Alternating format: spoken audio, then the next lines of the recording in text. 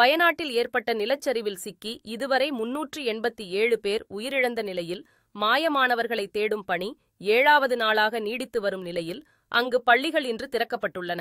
கேரள மாநிலத்தில் பருவமழை தீவிரமடைந்து தொடர்ந்து பெய்து வரும் கனமழையால் வயநாட்டில் உள்ள முண்டக்கை, சூரல்மலை உள்ளிட்ட மலை கிராமங்களில் கடந்த 30ஆம் தேதி அதிகாலை பயங்கர நிலச்சரிவு ஏற்பட்டது.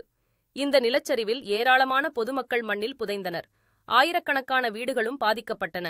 நிலச்சரிவில் சிக்கி 387 பேர் உயிரிழந்துள்ளதாகவும் 205 பேரை காணவில்லை எனவும் கேரளா அரசு அதிகாரப்பூர்வ அறிவித்துள்ளது.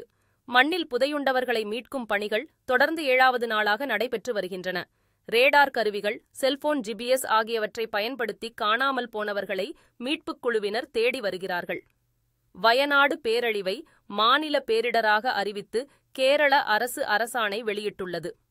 வயநாடு மாவட்டத்தில் மொத்தமுள்ள 91 முகாம்களில் 10,000 பேர் தங்க வைக்கப்பட்டு உள்ளனர்.